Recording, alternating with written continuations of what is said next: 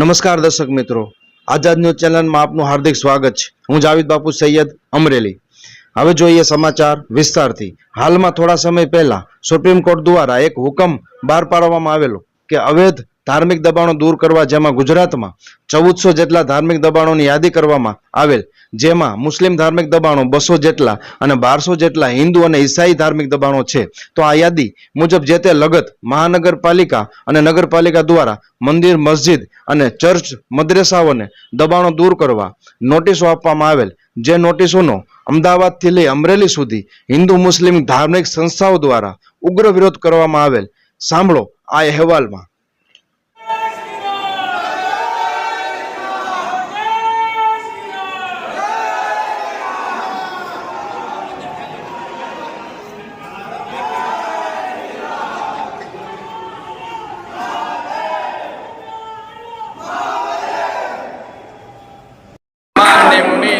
नारद सारद सहित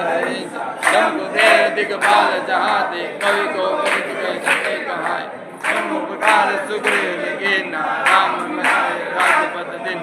अमरो मंत्र भीषण महाना लंकेश्वर भय सबत विधान हस्त जो जन्म भानु लियो तारे मधुर।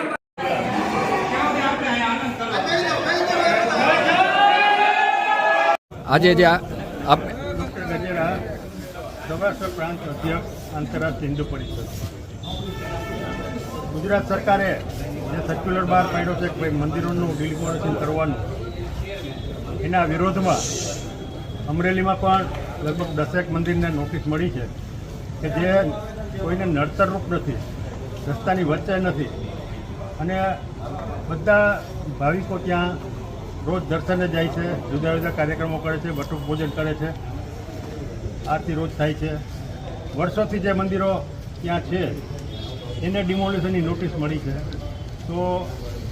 આ કયા પ્રકારનું સરકારનું વલણ છે કાંઈ ખબર પડતી નથી। જે સરકાર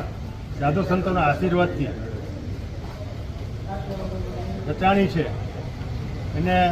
એના વતી હિન્દુ સમાજના મત મળ્યા છે, એ જ સરકાર હવે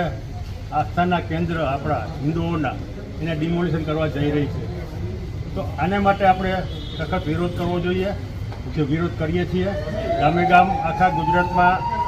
આવેદન પણ આપીએ છીએ, અને જો આખા ગુજરાતમાં આવેદન આપવાથી કાંઈ રિઝલ્ટ નહીં આવે તો પછી આગળ આંદોલન કરવામાં આવશે, અને કયા પ્રકારનું આંદોલન હશે અને એનાથી કાંઈ તકલીફ કોઈ ઊભી થાય તો એની જવાબદારી સરકારની રહેશે। તો સરકારે આગોતરા વિચાર કરી અને આગોતરા પગલાં લઈ અને આ સર્ક્યુલર પાછો ખેંચે, ડિમોલિશન બંધ રાખે અને જે પ્રમાણે છે એ પ્રમાણે ચાલવા દે। આને માટે આંતરરાષ્ટ્રીય હિન્દુ પરિષદના પ્રદેશ પ્રમુખ રણછોડભાઈ ભરવાડ, ઉત્તર ગુજરાતના પ્રમુખ લાડવાભાઈ અને ઉત્તર પ્રદેશના મંત્રી રાજુભાઈ, ત્રણેયની ધરપકડ ખાલી આવેદન આપવા જતા હતા, ધરપકડ કરી। એમાં કાંઈ કોઈ પાસે હથિયાર નહોતું કે કોઈ બીજા આવા સૂત્રોચ્ચાર નહોતા કરતા, છતાં પણ એની ફરિયાદ લઈ ગયા છે અંદર। તો આ ન થાય એનો અમે આ વિરોધ કરીએ છીએ। આ બધા અંદર લઈ ગયા એને, અને કદાચ આપણે પણ જો અંદર જવું પડે તો આપણી બધી તૈયારી રાખજો। એમાં કોઈના બાપની બીક રાખવાની જરૂર નથી, અને જો સામાન્ય વાતચીતથી કે સામાન્ય આંદોલનથી ઉકેલ નહીં આવે તો હિન્દુ સમાજ રસ્તા પર ઉતરશે, અને ત્યાર પછી જે ઘટનાઓ બને એની જવાબદારી સરકારની રહેશે, એવું અહીંથી અમે સરકારને મેસેજ આપીએ છીએ।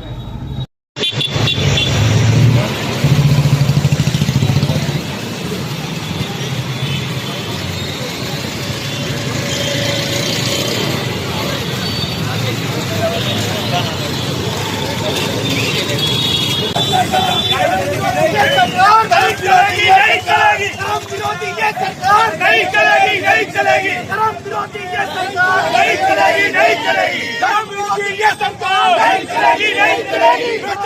ये सरकार नहीं चलेगी, नहीं चलेगी, धर्म विरोधी ये सरकार नहीं चलेगी, नहीं चलेगी, धर्म विरोधी ये सरकार नहीं चलेगी, बंद करो, बंद करो। नहीं चलेगी, नहीं चलेगी,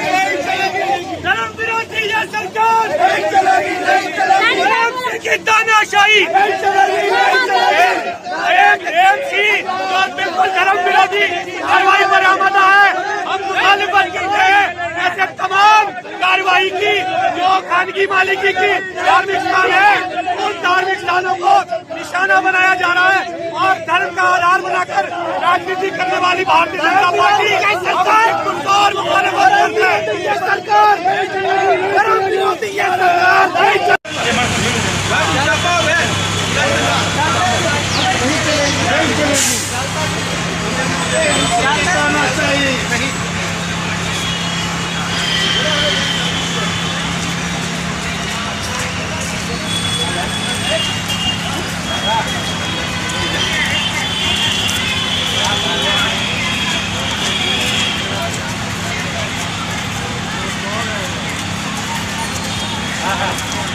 खाना पे जी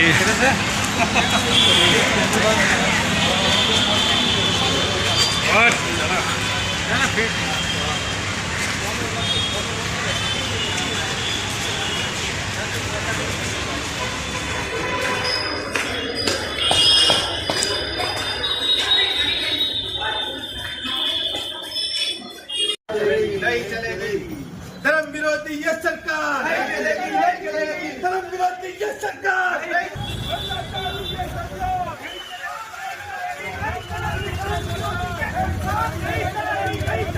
धर्म विरोधी ये सरकार धर्म विरोधी ये सरकार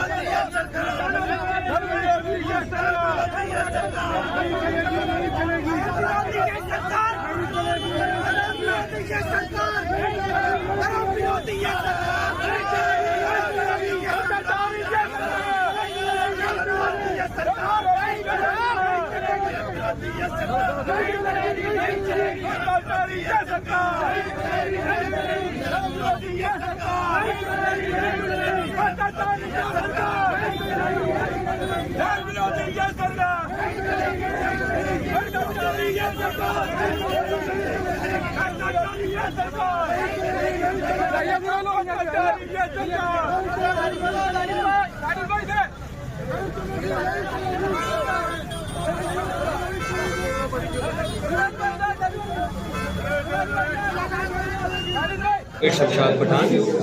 प्रेसिडेंट एपीसीआर गुजरात चैप्टर। देखिए, नोटिस जो है वो सिर्फ अहमदाबाद शहर तक महदूद नहीं है या एक या दो या चार इदारों को या स्थानों को लेके नहीं है। गुजरात में कुल 1400 जगहों को नोटिस मिली है, जिसमें 200 से ज़्यादा जो है वो इस्लामिक स्ट्रक्चर्स हैं, जिसमें दरगाहें हैं, मस्जिद हैं, मदरसे हैं। तो ये ज़रूरी था कि गुजरात के तमाम जिम्मेदारों को हम बुलाते और सबके साथ मिलकर ये तय करते कि इस मामलों को हम कैसे लेके जाएंगे। और उन जिम्मेदारों में हम ये चाहते थे कि वकील हों जो गुजरात हाई कोर्ट में प्रैक्टिस करते हों, सियासी रहनुमा हों जो लोग विधानसभाओं में, नगर पालिकाओं में, महानगर पालिकाओं में मेंबर्स हैं वो लोग हों, और समाज के जिम्मेदार हों जो जमातों से जुड़े हुए लोग हैं। तो इसलिए हमने तमाम तरह के लोगों को बुलाया था और हमने ये कोशिश की है कि ये जो बातें, ये जो नोटिस है, उन नोटिसों का हम कलेक्टिव कैसे रास्ता निकाल सकते हैं, कैसे उनको लड़ सकते हैं। तो आज हमारी तरफ से ये सारी बातें एपीसीआर की तरफ से और दूसरे तमाम लोगों की तरफ से ये कही गई कि जो सुप्रीम कोर्ट का ऑर्डर है वो 1-to-1 बेसिस पे है। यानी सुप्रीम कोर्ट ने ये कहा कि भाई जो भी स्थानों को आप नोटिस दे रहे हैं तो वहां पे सबसे पहले आप ये देखिए क्या उनको नियमित किया जा सकता है, रेगुलराइज किया जा सकता है। अगर नहीं किया जा सकता और बहुत अड़चन वाली है तो क्या उसको रिलोकेट यानी उसको कोई और जगह पर ले जाया जा सकता है, और अगर ये दोनों चीजें पॉसिबल नहीं है तो उसको रिमूव कैसे किया जा सकता है। तो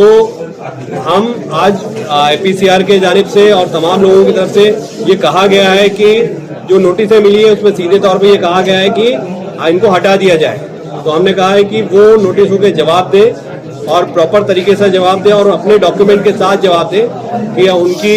जो जगह है वो दरगाह की हो या मस्जिद की हो या मदरसों की हो या और कोई संस्था की जगह है, वो कब से है और वहाँ पे वो किस तरह से इलीगल नहीं है और वो किस तरह से अड़चन नहीं है। तो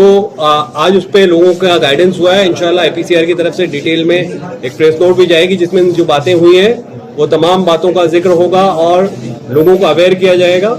और इंशाल्लाह आने वाले दिनों में APCR और दूसरी तंजीमों के साथ मिलकर इस पर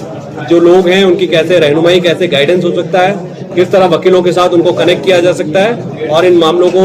कोर्ट में कैसे ले जाया जा सकता है, उस पर भी आने वाले दिनों में काम होगा। सर, कानूनी लड़ाई किस तरीके से लड़ी जाएगी सर? देखिए, सुप्रीम कोर्ट के द्वारा ये ऑर्डर दिया गया है और सुप्रीम कोर्ट ने बहुत क्लियर 3 इसमें गाइडलाइंस दी है कि रेगुलराइज करने की बात। तो हमारे तरफ से यही कोशिश होगी कि जो इदारे हैं, जो संस्थान हैं, उनके डॉक्यूमेंट्स अगर कागज हैं तो महानगर पालिका जहाँ पर है वहाँ पर महानगर पालिकाओं के जिम्मेदारों को, जहाँ पर कलेक्टर है, जहाँ कमिश्नर है, उनको बात करके उनको डॉक्यूमेंट्स के थ्रू कन्विंस करके इदारों को ज़्यादा से ज़्यादा रेगुलराइज करा जाए। लेकिन सबसे इम्पोर्टेंट है कि हमारे पेपर्स अगर पूरे होंगे तो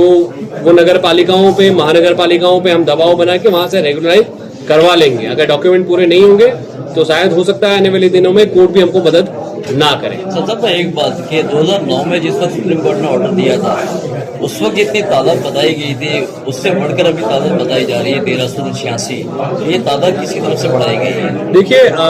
ये 2009 में नहीं, 2006 में जब बड़ौदा की पानी गेट वाली दरगाह का मामला हुआ था, उसके बाद टाइम्स ऑफ इंडिया के अंदर एक रिपोर्ट पब्लिश हुआ था और उस रिपोर्ट में इन स्ट्रक्चर्स के संख्या की बात थी जिसको लेकर गुजरात हाईकोर्ट ने सुओ मोटो किया था और राज्य सरकार ने भी उस आंकड़े के साथ कभी डिफर नहीं किया है। तो वो आंकड़ा जो आ रहा है वो वहीं से आ रहा है और वो आंकड़ा हाईकोर्ट के सुओ मोटो में भी था और सुप्रीम कोर्ट की सुओ मोटो में भी है। आज अहमदाबाद के कई दिनों से गुजरात के अंदर और अहमदाबाद शहर के अंदर अहमदाबाद म्युनिसिपल कॉर्पोरेशन के जरिए धार्मिक स्थलों पे जो नोटिस दी गई है उसमें मंदिर, मस्जिद, चर्च, दरगाह सब लोगों को इन्होंने नोटिस दिए और 7 दिन के अंदर जवाब मांगा है। ये मैटर जहाँ तक मैं समझता हूँ वहाँ तक सुप्रीम कोर्ट की मैटर है और हाई कोर्ट को इन्होंने सौंपी है कि भाई आपको ये कितने लोगों को आपने नोटिस दिया और किसने क्या क्या कामगिरी की है वो बताना है सरकार को। तो जिस तरह से अहमदाबाद के अंदर संकलन समिति की मीटिंग हुई थी, वो मीटिंग के अंदर मैं मौजूद था, कलेक्टर की मीटिंग के अंदर मैं मौजूद था और कलेक्टर ने और कमिश्नर ने दोनों ने एक बात की कि जो हमारे को हाईकोर्ट ने जो गाइडलाइन दी है वो हाईकोर्ट की गाइडलाइन के मुताबिक हमको काम करना पड़ेगा और जो डॉक्यूमेंट जिनके पास है, जो संस्थाओं के पास डॉक्यूमेंट्स है, वो डॉक्यूमेंट्स हम लीगल है तो उसको देखेंगे और जो कायदेसर है उसको हम लोग कायदेसर करेंगे। जिनके पास डॉक्यूमेंट्स अधूरे हैं और जो डॉक्यूमेंट्स अधूरे हैं उसको भी हम देखेंगे और अमुक जो धार्मिक स्थल है उसको एक जगह से दूसरी जगह तब्दील कर सकते हैं, ऐसे कितने डॉक्यूमेंट्स है वो भी देखेंगे और जो गैर कायदेसर बने हैं तो उसको हम रिमूव कर देंगे, डिमोलेशन कर देंगे। इस तरह की 3 बातें ये जब कलेक्टर और कमिश्नर की मीटिंग के अंदर भी बात हुई, लेकिन आज यहाँ पर जो मीटिंग हुई है इसका मकसद यही था। आज अहमदाबाद शहर के और गुजरात में से अलग अलग इदारों से ताल्लुक रखने वाले लोग आए थे। यहाँ पर एडवोकेट ताहिर हकीम साहब, शमशाद भाई, इकराम भाई, यासु भाई,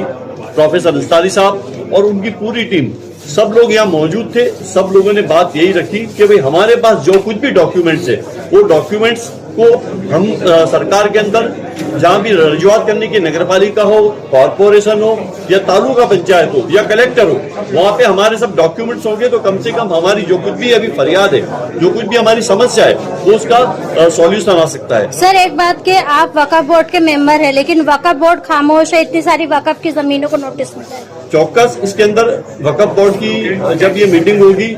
या मंगलवार के दिन मैं जाने वाला हूँ, वक्फ बोर्ड के हमारे चेयरमैन है उसको, वक्फ बोर्ड के जो हमारे सीईओ है उसको भी मैं बात करने वाला हूँ कि जिस तरह से पूरे गुजरात के अंदर जो प्रॉपर्टीज वक्फ की है, वक्फ के अंदर नोंदाई ली है, उसके लिए वक्फ को ध्यान देना चाहिए, क्योंकि ये मसला बहुत बड़ा मसला है और इसको वक्फ जहां तक खुद वक्फ के अंदर जब एंट्री है, वक्फ के अंदर सब डॉक्यूमेंट जमा कराते हैं तो उसके पास वक्फ के पास सब प्रॉपर्टीज के अंदर सब पेपर्स उनके पास होंगे। तो मैं यूं समझता हूं कि जहां जहां भी नोटिस दिए, चाहे वक्फ के अंदर नोंदे लिए या वक्फ के अंदर नहीं नोंदे ली, वो प्रॉपर्टीज के लिए भी वक्फ को देखना चाहिए और जहां जहां जरूरत पड़े तो वक्फ के एडवोकेट को भी रखना चाहिए साथ साथ में, क्योंकि उनके पास भी सब सर्वे करा है। पूरे गुजरात का सर्वे वक्फ ने करके रखा है कि कौन से धार्मिक स्थल आते हैं, लेकिन वक्फ के पास मैं समझता हूं कि अभी ये मीटिंग के अंदर जो कुछ भी मेरे पास माहिती है वो माहिती मैं उनको दूंगा। और जहां तक ये पूरे गुजरात का मसला है, अभी अहमदाबाद के लिए मीटिंग हुई है, लेकिन पूरे गुजरात के अंदर भी इसी तरह लोग जागरूक होके अपने जो मंदिर है, मस्जिद है, गिरजाघर है, चर्च है, मदरसे हैं, जो कायदेसर है, जिनको कायदेसर करना चाहते हैं, तो ऐसे बहुत सारे लोग मेरे पास भी आए, बहुत लोगों के फोन आए, मंदिरों के लिए भी फोन आए, चर्च के लिए भी फोन आए। तो हम ऐसा चाहते हैं कि हमारे जो सेक्युलर भाई भी है वो भी उनको भी साथ में लेके, उनको भी ये समस्या नड़ती है, तो हम सब साथ में मिलके मैं समझता हूँ कि सरकार के अंदर हमारी बात रखेंगे तो सरकार को भी